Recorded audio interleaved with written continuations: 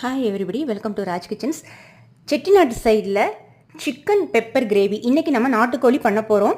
இந்த மாதிரி மெத்தடில் தான் சிம்பிள் முறையில் மேக் பண்ணுவோம். உங்களோட இன்றைக்கி நான் ஷேர் பண்ணியிருக்கேன்.